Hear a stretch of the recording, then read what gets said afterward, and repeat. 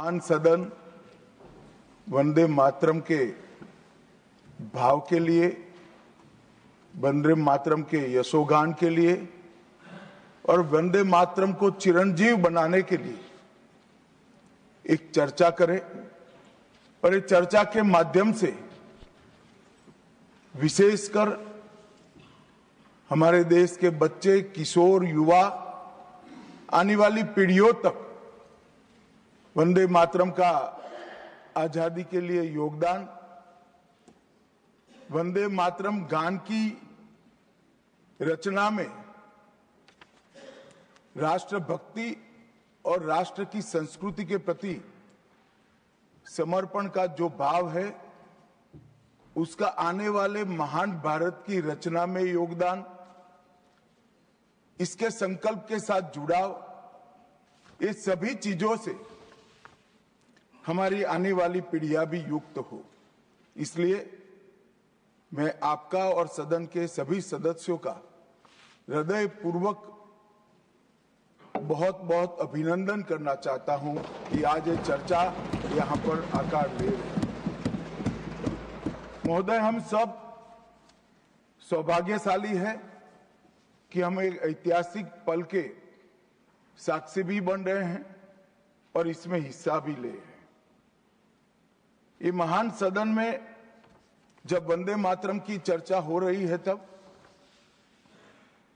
कल कुछ सदन सदस्यों ने लोकसभा में प्रश्न उठाया था कि आज वंदे मातरम की चर्चा, वंदे मातरम पर चर्चा की जरूरत क्या है। महोदय, वंदे मातरम पर चर्चा की जरूरत, वंदे मातरम के प्रति समर्पण की जरूरत वंदे मातरम बना तब भी थी, आजादी के आंदोलन के वक्त भी थी, आज भी है और जब 2047 में महान भारत की रचना होगी तब भी रहे। क्योंकि अमर कृति मां भारती के प्रति, भारत माता के प्रति समर्पण, भक्ति और कर्तव्य के भाव जागृत करने वाली कृति है। इसलिए जिनको आज वंदे मातरम की चर्चा क्यों हो रही है वो समझ में नहीं आ रहा है। मुझे लगता है कि उन्होंने नए सिरे से अपनी समझ पर ही सोचने की जरूरत है। कुछ लोगों को इसमें दिखता है कि बंगाल में चुनाव आने वाला है, इसलिए वंदे मातरम की चर्चा हो रही है। वो वंदे मातरम के महिमा मंडन को बंगाल के चुनाव के साथ जोड़कर कम करना चाहते हैं। ये सही है कि वंदे मातरम की रचनाकार बंकिम बाबू बंगाल में पैदा हुए, बंगाल में गीत की रचना हुई और आनंद मठ जिसमें बाद में वंदे मातरम समाहित हुआ, उसकी पृष्ठभूमि भी की बंगाल थी। मगर जब वंदे मातरम का प्रकटीकरण हुआ, वंदे मातरम बंगाल तक सीमित नहीं रहा था, देश तक भी सीमित नहीं रहा था।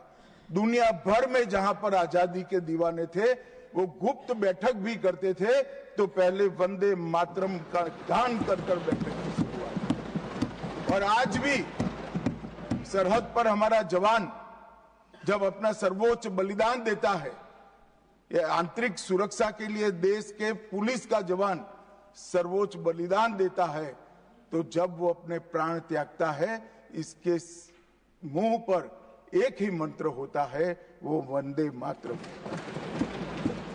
मान्यवर, ये वंदे मातरम का गान, वंदे मातरम का गीत, ये भारत माता को गुलामी की जंजीरों से मुक्त करने का नारा बना था, आजादी के उद्घोष का नारा बन चुका था, आजादी के संग्राम का एक बहुत बड़ा प्रेरणा स्रोत बना था और शहीदों को अंतिम बलिदान, सर्वोच्च बलिदान देते वक्त अगले जन्म में भी भारत में ही जन्म लेकर फिर से मां भारती के लिए बलिदान करने की प्रेरणा वंदे मातरम से। और ये चीर पुरातन राष्ट्र को अनेक सदियों तक अपनी संस्कृति के रास्ते पर आगे बढ़ाने की प्रेरणा भी कई सारे मनुष्यों को इस वंदे मातरम से मिली। वंदे मातरम की दोनों सदनों में इस चर्चा से, वंदे मातरम के महिमा मंडन से, वंदे मातरम के गौरव गान से हमारे बच्चे, किशोर, युवा और आने वाली कई पीढ़ियां वंदे मातरम के महत्व को भी समझेगी और उसको राष्ट्र के पुनर्निर्माण का एक प्रकार से आधार भी बनाएगी। मान्यवर बंकिम चंद्र चट्टोपाध्याय जी ने 7 नवंबर 1875 को वंदे मातरम की रचना उनकी सार्वजनिक हुई। यह दिन कार्तिक शुक्ल नवमी का था। अक्षय नवमी या जगदात्री पूजा के रूप में यह दिन मनाया जाता है।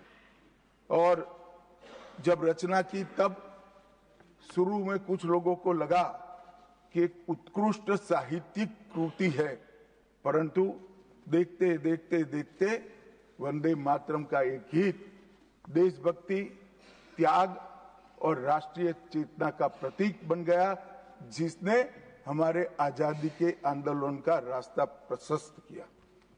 और कब वंदे मातरम की रचना हुई?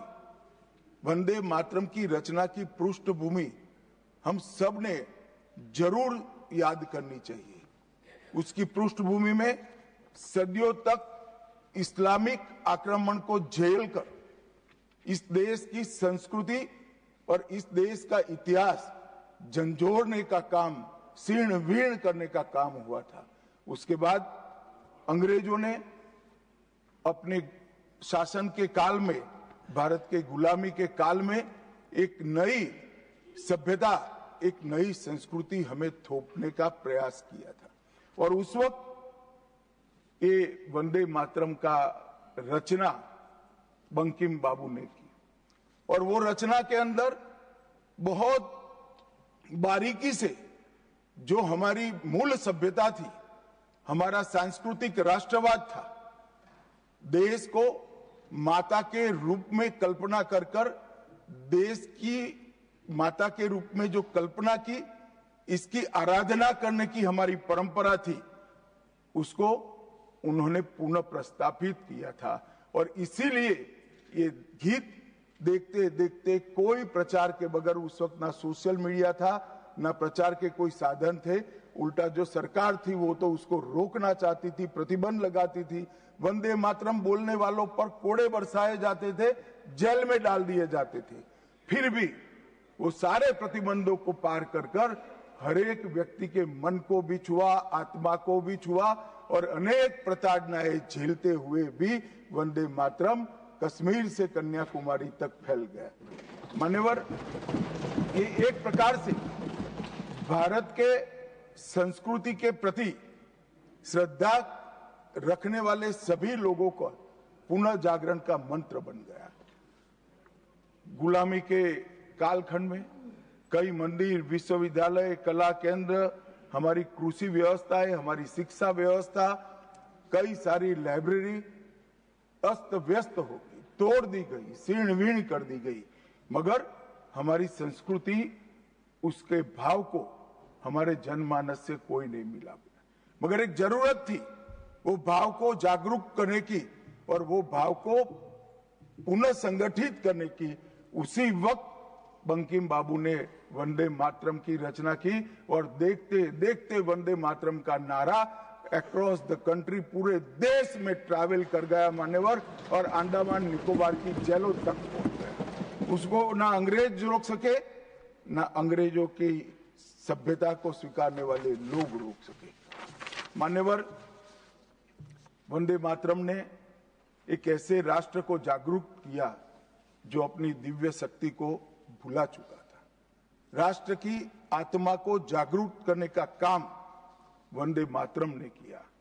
यह इसीलिए महर्षि अरविंद ने कहा, वंदे मातरम भारत के पुनर्जन्म का मंत्र है।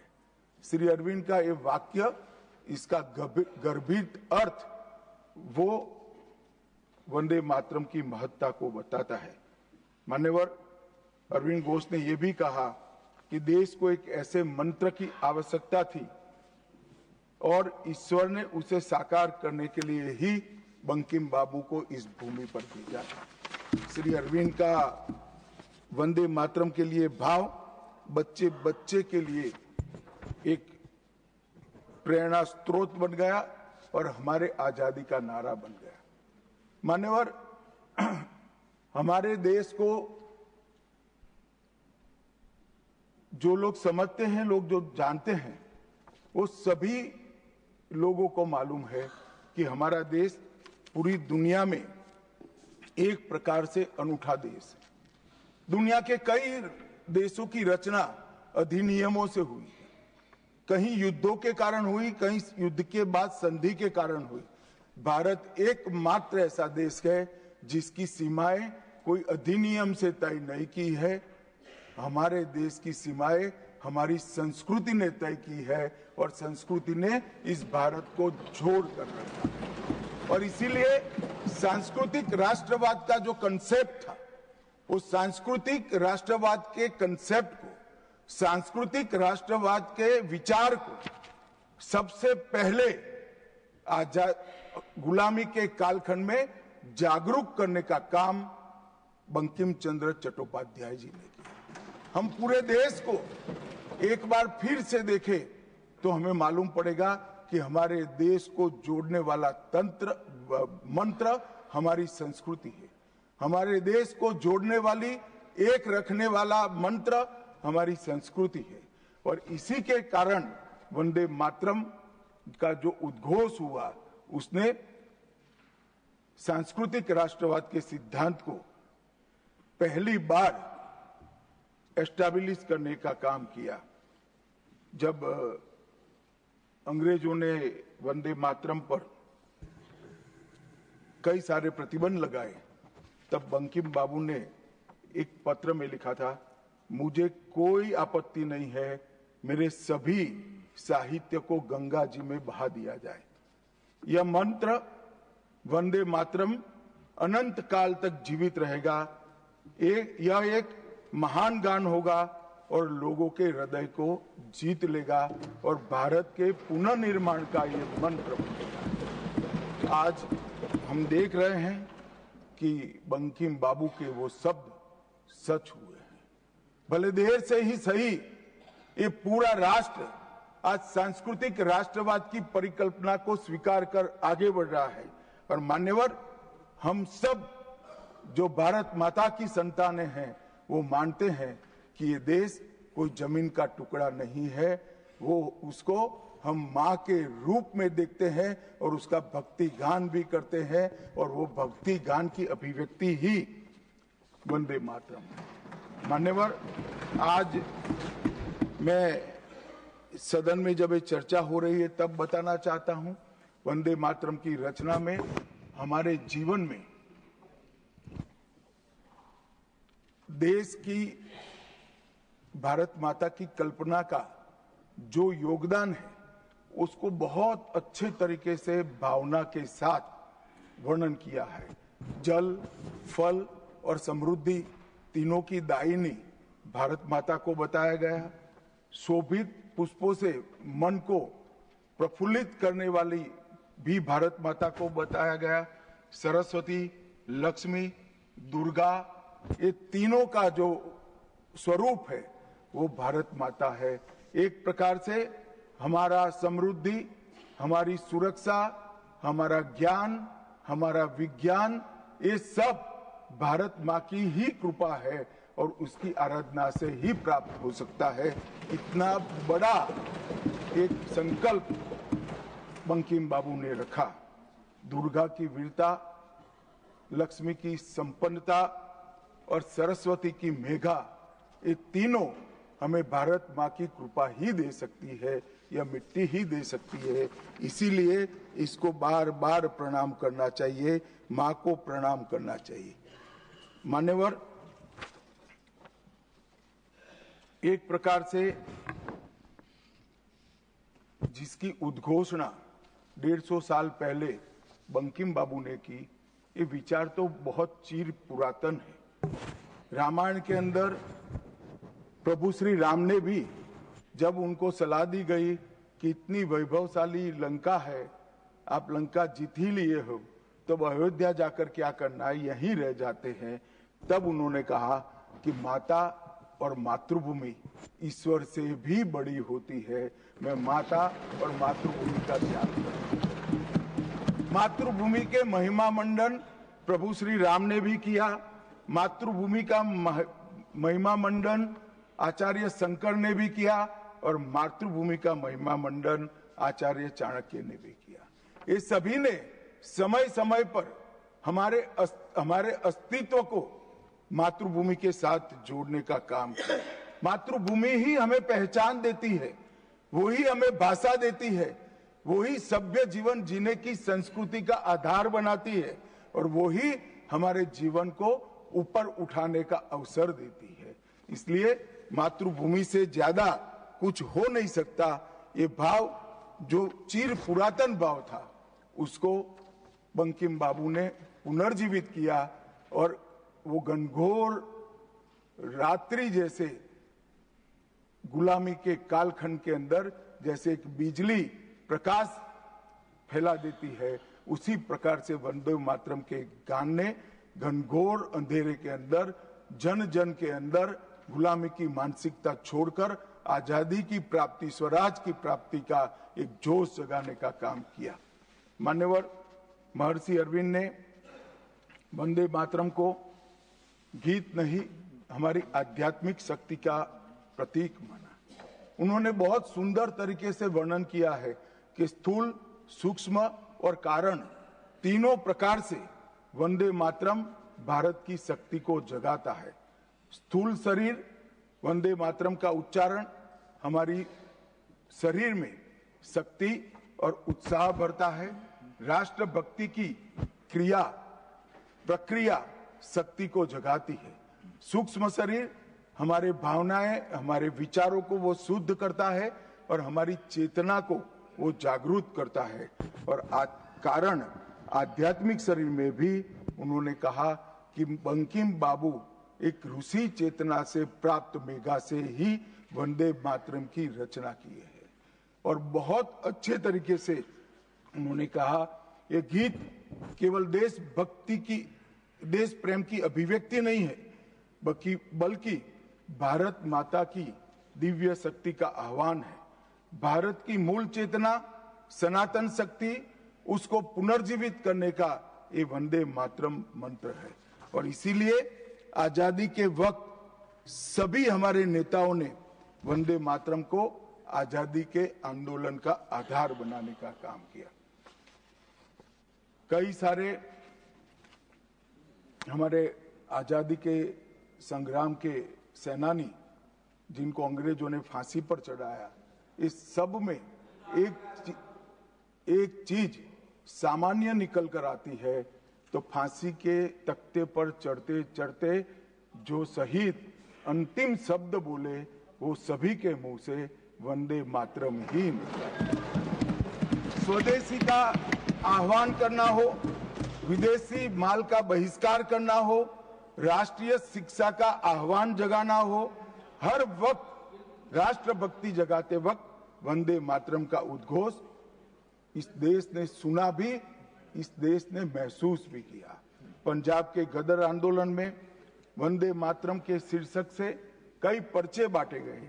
महाराष्ट्र में वंदे मातरम के विशेष अंक गणपति और शिवाजी के उत्सव में बांटे जाते थे। तमिलनाडु में सुब्रह्मण्यम भारती जी ने तमिल अनुवाद कर हिंद महासागर को भी क्रांति की चेतना से आंदोलित कर दिया था। मान्यवर 1907 में कलकत्ता में वंदे मातरम नाम का एक अंग्रेजी अखबार शुरू हुआ, जिसके संपादक महर्षि अरविंद थे। ब्रिटिश सरकार ने उसको सबसे खतरनाक राष्ट्रवादी पत्र माना। वो राष्ट्रवादी भी कहते थे और खतरनाक भी कहते थे। और श्री अरविंद पर राजद्रोह का मुकदमा भी चला और उनको सजा भी गई। अंततोगत्वा उसको प्रतिबंधित कर दिया। मान्यवर कांग्रेस के अधिवेशनों ने भी वंदे मातरम के महिमा मंडन को, वंदे मातरम के गान को गाया। 1896 में गुरुवर टैगोर ने कांग्रेस अधिवेशन में इसको पहली बार सार्वजनिक रूप से गाया।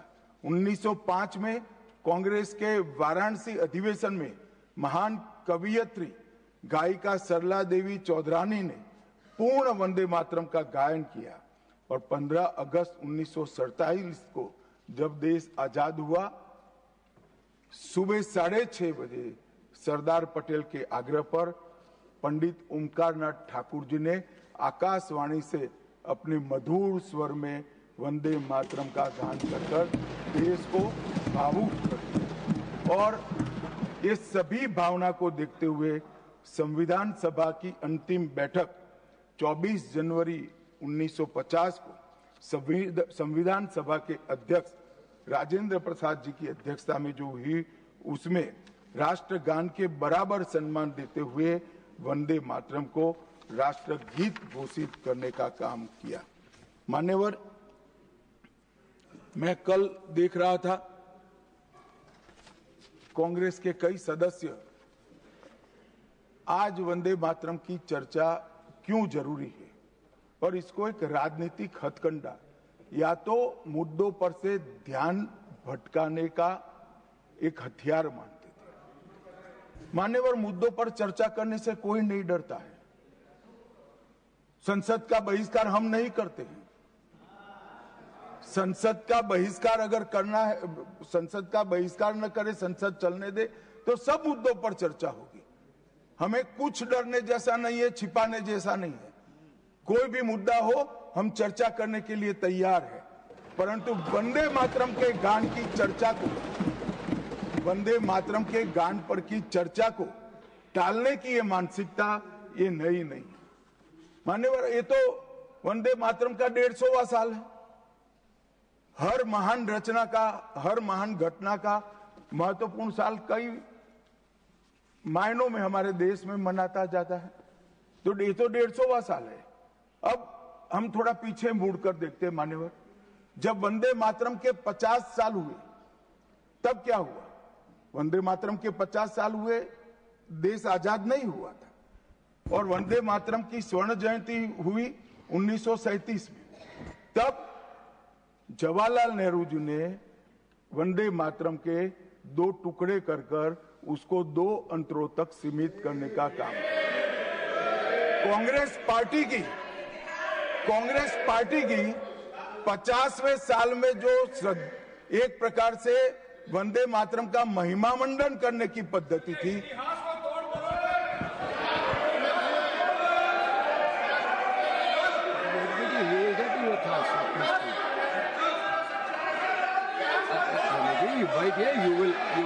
you will get your chance to speak now.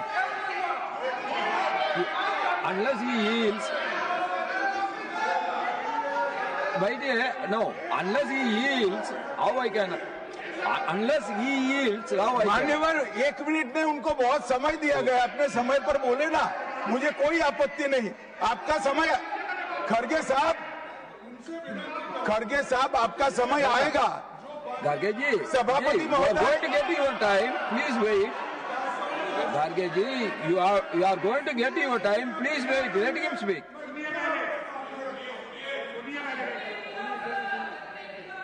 मान्यवर, 50वें पड़ाव पर वंदे मातरम को सीमित कर दिया गया।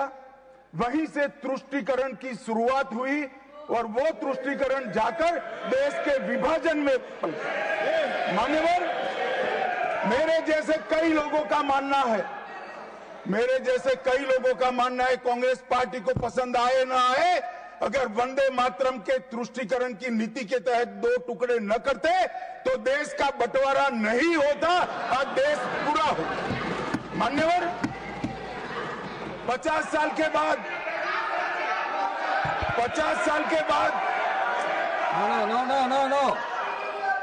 No, nothing will 50 साल go के on बाद record except honorable minister's speech. Please. मान्यवर, 50 साल के बाद वंदे मातरम 100 साल का हुआ। सबको था कि 100 साल मनाए जाएंगे, 100 साल मनाए जाएंगे, मगर 100 साल हुआ तब वंदे मातरम का महिमा मंडन का सवाल ही नहीं था, क्योंकि वंदे मातरम बोलने वाले जो सारे लोग थे उनको इंदिरा जी ने जेल में बंद कर दिया। इस देश में आपातकाल लगाया गया, आपातकाल लगाया गया। विपक्ष के लाखों लोगों को, लाखों समाज सेवियों को, स्वयंसेवी संगठन के लोगों को जेल में भर दिया गया। कोई कारण के बगैर अखबारों पर ताले लगा दिए गए, यहां तक कि आकाशवाणी में उस वक्त एक ही माध्यम था, आकाशवाणी में किशोर कुमार की आवाज ही नहीं आती थी, ड्यूएट गाने भी लता जी की आवाज में ही आते थे। मान्यवर, पूरे देश को जब वंदे मातरम 100 साल का हुआ, पूरे देश को बंदी बनाकर रख दिया। और कल 150वां साल है। 150वें साल में लोकसभा में चर्चा हुई। साहब, ये कांग्रेस पार्टी की स्थिति देखिए। जिस कांग्रेस पार्टी के अधिवेशनों की शुरुआत गुरुवर टागोर जैसे लोग वंदे मातरम गाकर कराते थे, वंदे मातरम कांग्रेस पार्टी के आजादी के आंदोलन का एक मंत्र बना था। वो वंदे मातरम के महिमा मंडन करने के लिए जब लोकसभा में चर्चा हुई, गांधी परिवार के दोनों सदस्य नदारद थे, दो में से एक भी। वंदे मातरम का विरोध आज भी जवाहरलाल नेहरू से लेकर आज के कांग्रेस के नेतृत्व तक कांग्रेस के खून के अंदर बसा। मान्यवर,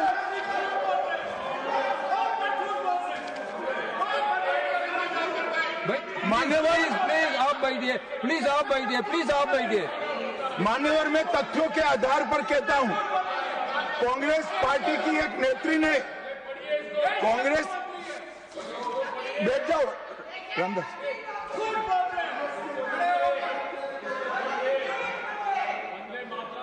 अरे दिग्विजय जी, अब नौकरी पक्की है इस आयु में, क्या कर रहे हो भैया?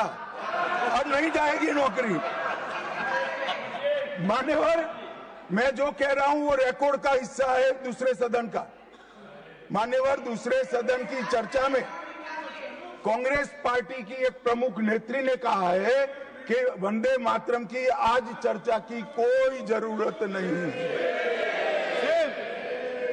मुझे मालूम नहीं पड़ता कि वंदे मातरम से नो, रमेश जी क्या कहा? जयराम रमेश जी, प्लीज बैठिए, प्लीज आप बैठिए जी। साहब, माननीय सदस्य जयराम जी का प्रॉब्लम है कि वो सिर्फ विपक्ष की ही बात सुनते हैं, अपने नेताओं की बात को सुनते नहीं है। मैंने ऐसा नहीं कहा, आपने कहा है। मैंने ऐसा कहा कि लोकसभा में चर्चा में कांग्रेस पार्टी की एक प्रमुख नेत्री ने कहा है कि अभी इस समय वंदे मातरम की चर्चा की कोई जरूरत नहीं। ये रिकॉर्ड पर है, रिकॉर्ड पर।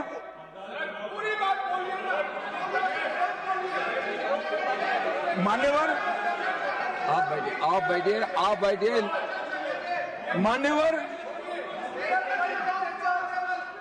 मान्यवर, जिस गीत को, जिस गान को महात्मा गांधी ने राष्ट्र की शुद्धतम आत्मा से जुड़ा हुआ गीत कहा, बिपिन चंद्र पाल ने एक राष्ट्र धर्म है जिसमें राष्ट्रभक्ति और कर्तव्य दोनों समाहित है, जिसकी अभिव्यक्ति वंदे मातरम करता है, वो वंदे मातरम का टुकड़ा करने का काम भी कांग्रेस पार्टी ने किया था।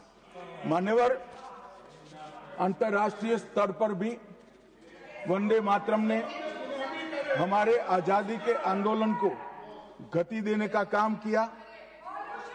श्यामजी कृष्ण वर्मा, मैडम भिखाजी कामा और वीर सावरकर ने जो भारत का त्रिवर्ण ध्वज निर्मित किया था, उस पर स्वर्णिम अक्षर में एक ही नाम था, वंदे मातरम।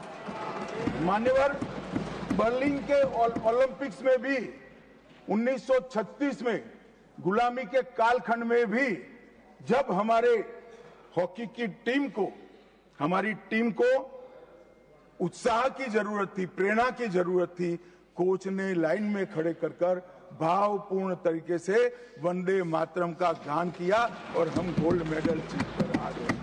मान्यवर, भारतीय जनता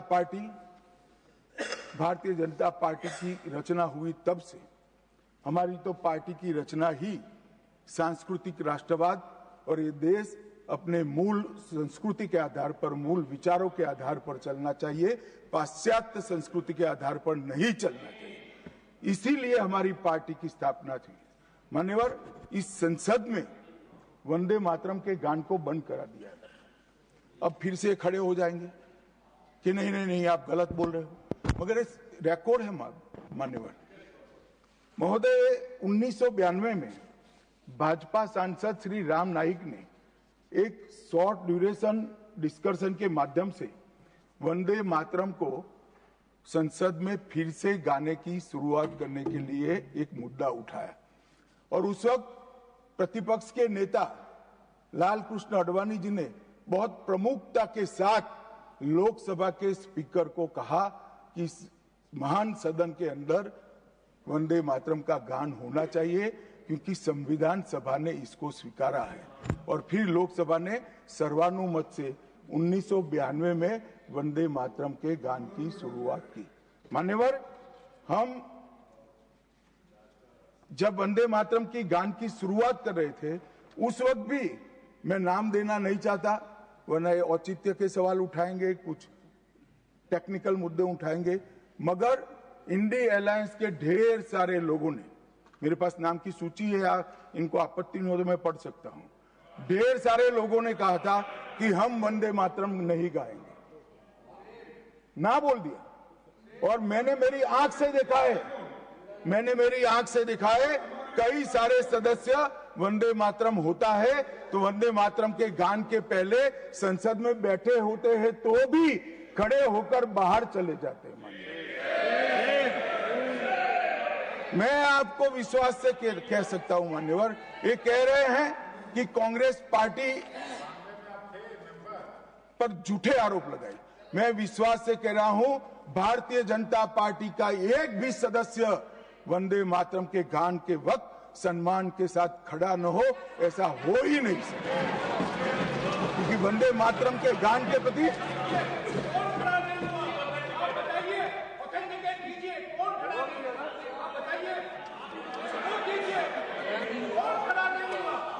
आप बैठिए, आप बोथ बैठिए प्लीज, आप बोथ बैठिए प्लीज, बैठिए प्लीज।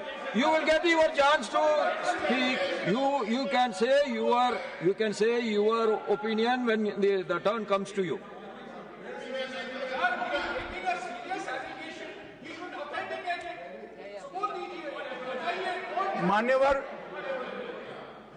मान्यवर, अरे सुनो तो, बोल क्या करते हो भैया, मुझे सुनो तो। मान्यवर, सम्मानीय सदस्य जी ने कहा है कि कौन कौन कांग्रेस पार्टी के लोगों ने वंदे मातरम नहीं गाने के लिए स्टेटमेंट दिया है और संसद के वक्त बाहर चले गए हैं। मैं इसकी सूची आज शाम होने के पहले सदन के पटल पर रख दूंगा। मेरा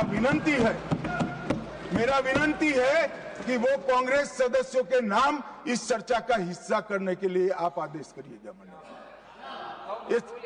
इस सदन की चर्चा के रिकॉर्ड पर रहना चाहिए कि कांग्रेस पार्टी के सदस्य वंदे मातरम का विरोध करते हैं। इस देश की जनता इनको जाननी चाहिए। मान्यवर, मैं दे देता हूं, दिग्विजय सिंह पढ़ लीजिएगा।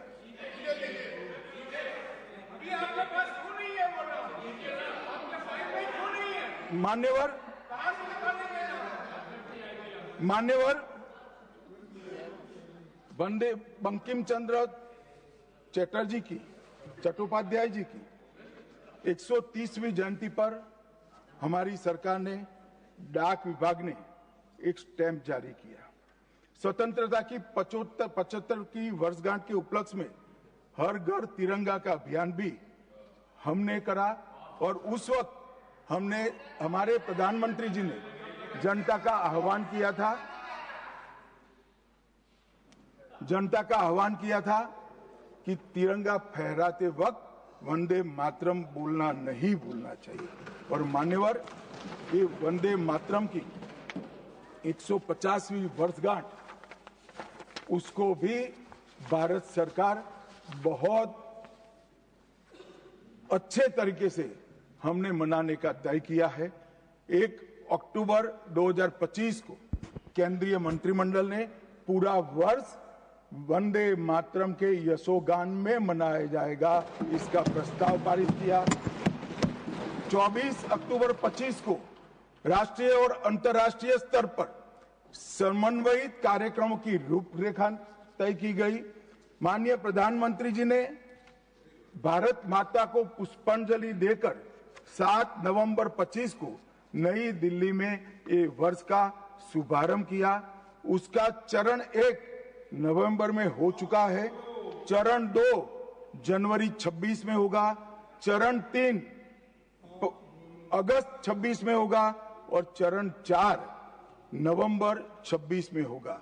स्मारक डाक टिकट का वो भी हम जारी कर चुके हैं, सिक्का भी जारी कर चुके हैं। वंदे मातरम नाद एकम रूप अनेकम ऐसे शीर्षक से 75 वादकों द्वारा विशेष सांस्कृतिक प्रस्तुतिकरण की रचना भी हो चुकी है।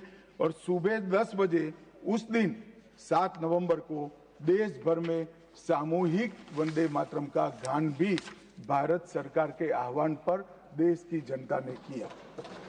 मान्यवर, वंदे मातरम के 150 वर्ष, इसकी डॉक्यूमेंट्री और प्रदर्शनी बनाई गई है हर जिला सेंटर पर, और हो सके तो तहसील सेंटर पर उसको दिखाया जाएगा।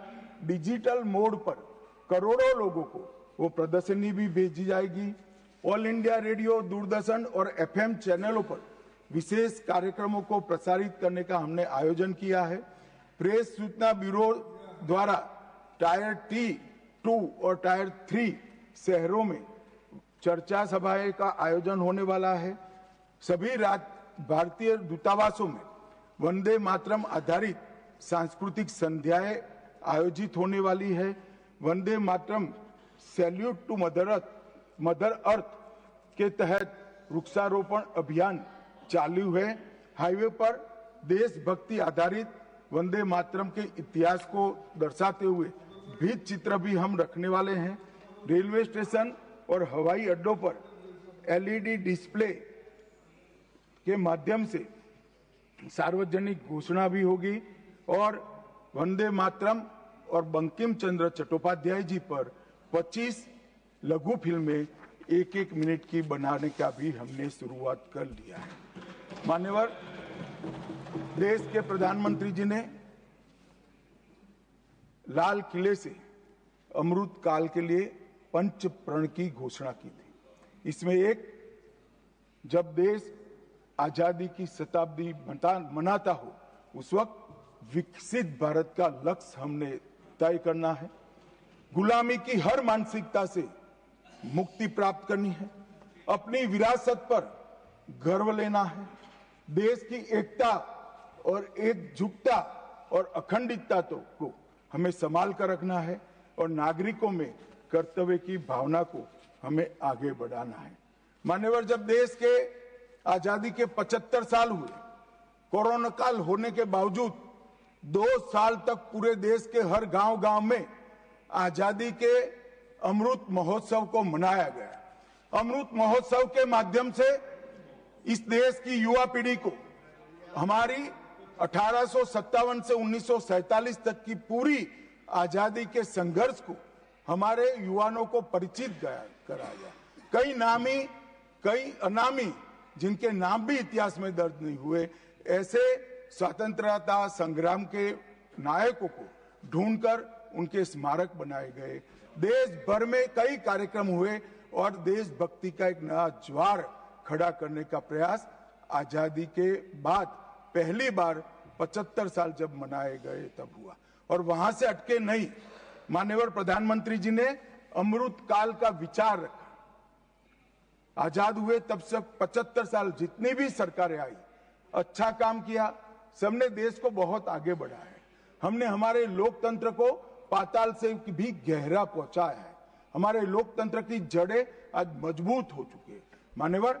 मगर 75 से 100 साल का एक कालखंड अमृत काल के रूप में इसका नामकरण प्रधानमंत्री नरेंद्र मोदी जी ने करा और देश के युवाओं के सामने एक संकल्प रखा मान्यवर कि आजादी का अमृत महोत्सव से आजादी की शताब्दी तक ये जो पूरा कालखंड है वो देश को महान बनाने का कालखंड के रूप में हम उसको चैलेंज के रूप में लेंगे, एक चुनौती के रूप में लेंगे। और जब आजादी की शताब्दी मनाई जाएगी ये देश पूरे विश्व में हर क्षेत्र में नंबर 1 पर होगा ऐसे देश की।